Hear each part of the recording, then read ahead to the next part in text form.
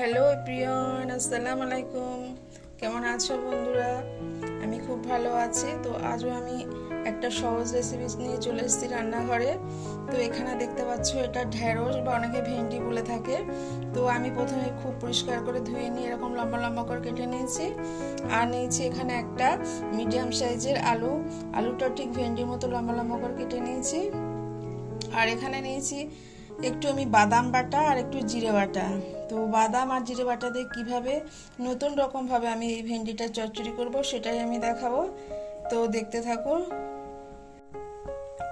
তো দেখো বন্ধুরা, আমি এবার একটু গ্যাসের উপর একটা কড়াই বসিয়েছি আর অল্প একটু তেল দিয়েছি। তেলটা গরম হয়ে গেছে। তো ঢেঁড়সগুলো আমি প্রথমে দিয়ে দিই, একটু ভাজা করে নেবো।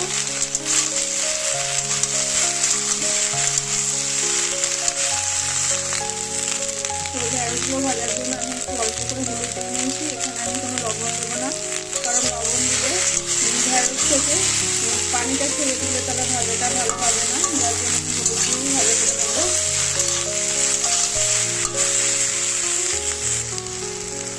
তো দেখতে পাচ্ছি বন্ধুরা, আমার ঢেঁড়সটা কমে একদম একটুখানি হয়ে গেছে।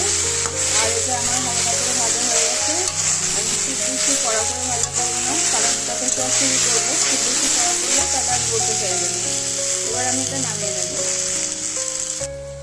আর এখানে যে বাটিতে বাদাম আর জিরে বাটা ছিল তার ভিতরে আমি একটু হলুদ, একটু গুঁড়ো লঙ্কা আর একটু ধনিয়া গুঁড়ো দিয়েছি। এটা মিশিয়ে নেবো একসঙ্গে।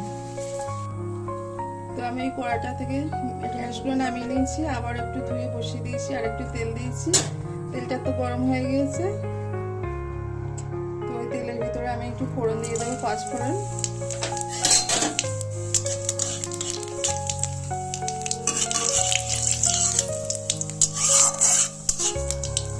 তো 5 ফোড়নের ভিতরে যে আমি আলুটা কেটে রেখেছিলাম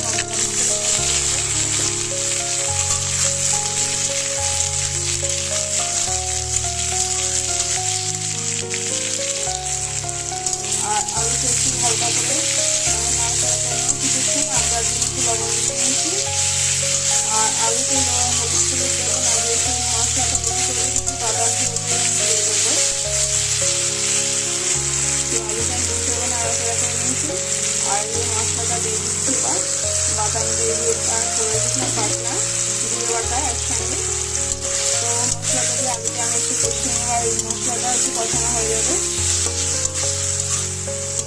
তো এইভাবে একবার ভেন্ডি চচ্চড়ি করে খেয়ে দেখুন, খুব ভালো লাগবে খেতে লুচি বা ভাত দিয়ে। তো মশলা আর আলু আমি একসঙ্গে কষিয়ে নিয়েছি। তো মশলা থেকে কিছুটা তেল ছেড়ে দিচ্ছে। তো এর ভিতরে আমি দিয়ে দেবো দুধটা। এগুলো আমি সব একসঙ্গে আবারও কিছুক্ষণ কষিয়ে নেব।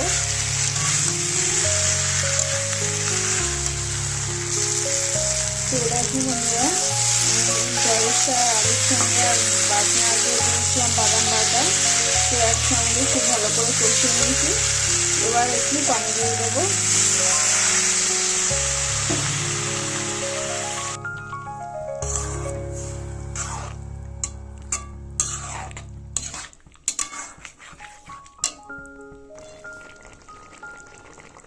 তো আমি একটু আবার সমস্ত কিছু দেওয়া হয়ে গেছে, উপর দিয়ে একটু চিনি ছড়িয়ে দিচ্ছি। এটা টেস্টের জন্য খুব ভালো লাগবে খেতে।